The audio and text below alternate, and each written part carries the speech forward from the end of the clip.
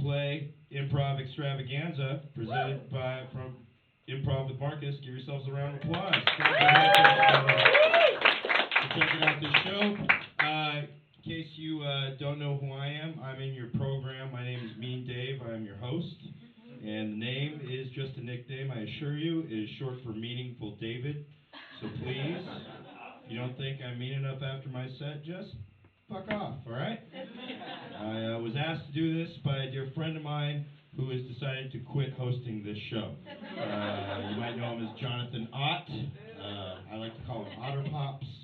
That's what my friend, yeah, isn't it cute? Yeah. He has a beard now. Some of you know him already. Yeah, he's got a new beard. Isn't that it? See, I agree. Yeah. I have a beard as well. It just means you're lazy. I mean, it's just all it is. But yes, I'm glad to be here because I didn't have a gig tonight. And it's nice to be asked to host something because I don't do improv. I'm a stand-up comedian. People who think that the two are the same thing, as everybody knows, they're not. Anybody who does stand-up knows that, you know, there's sort of like it's like saying that, you know, whales and dolphins are fishes. It's not the same thing. It's not the same thing at all. And my stage name is, again, it's kind of a misdirection of sorts, because people who know me, they know that I'm actually a nice person, which doesn't mean that I'm nice technically. It just means I have manners. Just because I'm polite does not mean that I don't hate your guts and want you to die. All right. Fact is, if you want to see me be mean to you, you can come visit me at my day job. It's not far from here. It's Small Foods, 522 2nd Street, any Monday through Friday, where I make some of the best sandwiches in San Francisco for some of the worst goddamn people in the financial district. Truly, truly horrible people. Kinds of people that like to come in with their glowing blue and green shoes, making all kinds of money, doing God knows what on the internet. And they come in, order a sandwich, and actually have the nerve to say, "How's it going today?" How the fuck you think it's going, sir? You make 3 of the 6 figures you're making right now ordering this sandwich. And I'm making, 3 of them making it. So that's how it's going, you know. But I can't be that honest with the customer. I have to be charming. And I do work a 12-step program to do that, to change my attitude. So I found a way to be charming to them. They ask, "How's your day going?" I tell them, "Another day closer to death." And I cannot wait for that sweet, sweet nap of eternity that death will someday bring. They say what doesn't kill you makes you stronger, and that's bullshit. What doesn't kill you generally leaves you scarred for life and traumatized. Possibly missing fingers, toes, and limbs, because what didn't kill you the first time only missed and will eventually hunt you down, find you, and kill you all. That is how death will work. And I don't mind if I die tonight, because I got a lot of shit I got to do tomorrow. And I don't want to do it. All right? Death is the ultimate procrastination in my book. But the reason I want you guys to come to Small Foods is not for the excellent customer service of Jan Sandwich Maker here. It's mainly because recently we had a company meeting, where we were informed that our spoilage policy has been changed. Spoilage being food that's either expired or sandwiches that are longer than a day old that we aren't able to sell, sandwiches or salads. We're no longer allowed to take them home. We now, they now would prefer that all that food go in the trash rather than into the hungry stomachs of their underpaid employees. So now the Small Food staff has been officially declared lower than garbage. And so this is what I want you to do as a future customer of Small Foods. I want you to go to Small Foods, again, 522 2nd Street, any Monday through Friday. It's over there just down the street from the ballpark, just south of Bryant. Go there. I want you to go check out our high-priced goods. Go into the $8 chocolate section, okay? Get some chocolates. Go get some $5 ginger beers, okay? Get some of the iced coffee. Get some of the, order a sandwich. Get a salad. Get as much as you possibly can fit in your hands. And I want you to walk out the fucking store and not pay for a goddamn thing. I want you to rob that place blind. That's what I'm trying to tell you. Every single one of you in this room can do it. We don't have loss prevention. I am the loss promotion. I want Small Foods to go the fuck out of business by the end of the year. Mean Dave wants to be back on unemployment. So Now you think I'm nice? All right. My bosses haven't heard that bit yet. They know I do stand up, and I'm like, yeah, the act's been changed since the meeting. So, going in a different direction now. But yeah, again, I'm glad to be here. Glad to see, because I'm curious myself. I got a little taste of what's going on tonight. This is two-person improv, and I'm looking forward to learning more as I host these shows, because I'm told I'm going to get to do this more than once. If I do a good job tonight, we'll see. Seems to be going all right so far.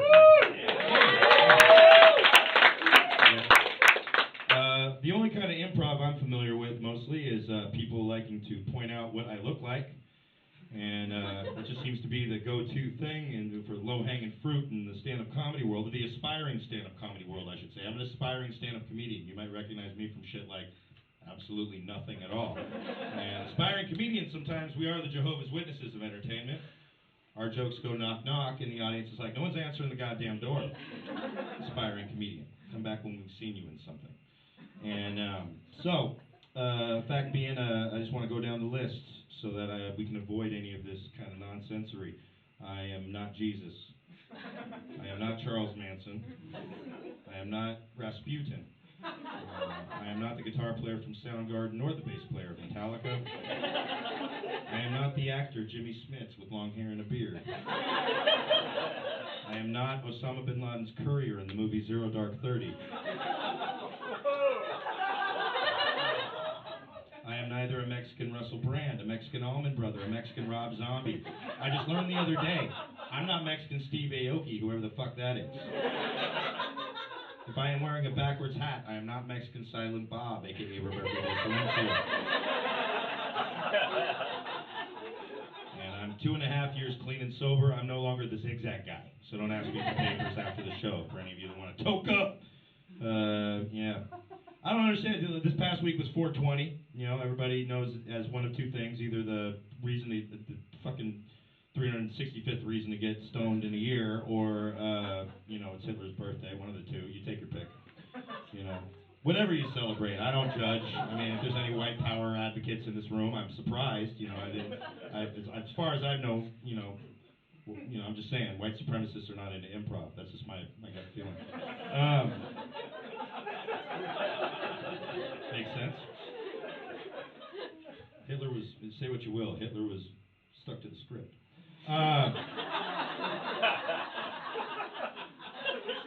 Point being, I don't do drugs anymore. I'm 2.5 years clean and sober. Clap it the fuck up for me. Thank you. I demand that applause because it's been a boring 2.5 fucking years. All right? Because fact was, 2.5 years ago, I got a second DUI. I got pulled over with a .18 alcohol level and got that DUI. And let me say something. For the record, if you get pulled over with a .18 alcohol level and you get a DUI, I do believe you deserve extra credit for pulling over successfully. Because I was driving pretty damn good with a .18, all right? Just, you know, weaving inside the lines and shit. You know? Got some of the best customer service I've ever gotten from the California Highway Patrol in Dublin. 4 stars on Yelp, in my opinion. You know, they let me sit in the front seat, no cuffs. You know, they even played a movie.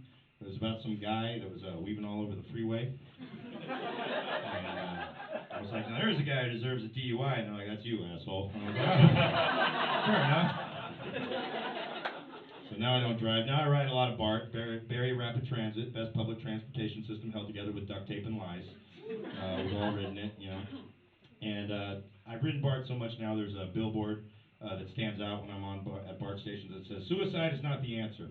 And that billboard is correct. Suicide's not an answer. It's a solution. There's a difference. Suicide's the answer when it's like, how did Steve die? He committed suicide. Now suicide's the answer to a question. Okay? It's just good English. And I'm not saying suicide's the right solution by any means, but I am pro-choice. And if it's your desire to abort your life in the 520th trimester of it, I'm not going to stand in your way. 7 billion people on the planet, okay? And here's the thing. The only reason I bring up that billboard is because it's a condescending response to a rash of suicides that have occurred during commute hours, all right? Basically, the billboard is trying to say, look, if you're going to kill yourself, please don't kill yourself here. People are trying to get to work on time. If they really want the billboard to be effective, they should list other forms of suicide that you could do in the privacy of your own home. So that way, everybody's happy, all right? You end it all, people get to work on time. That's what matters. And if you are the kind of person, though, who is like, I got to end it all and make a shit ton of people late for work, I'm going to go jump in front of a moving BART train today, show everybody what I'm made of, literally. You get to the BART station, and this billboard's like, hey, buddy, suicide's not the answer. Call this hotline. And you're like, this billboard's making a lot of sense. I think I'm going to call this hotline. Change my mind. The irony is, you should probably jump in front of a moving BART train if advertising has that easy an effect on you. We don't need you if you're that easily swayed. Stick to your convictions. The first guess on an SAT test is usually the best one. In other words, jump. And that's not a joke advocating suicide by any means. That's a joke only advocating suicide if you're a dumbass. That's the point. All right? Might find that joke in bad taste. I've received criticism about it. It's insensitive. Matter of fact, the best criticism I got was from a 6'5", 350-pound white dude in camouflage shorts and a camouflage hat in Concord. Performed that joke, hosting a show just like this, and the joke got nothing. And the gentleman came up to me and said, hey, buddy, I need you to promise me something. I said, what? He goes, I need you to promise me I'm not going to hear another suicide on BART joke for the rest of the night. My buddy was the guy who jumped in front of the BART train in Pleasanton 2 months ago. I said, I know exactly how you feel, man, because my joke died tonight, too. I think we're even. All right. And that's my time. Both of them go out on oh my God.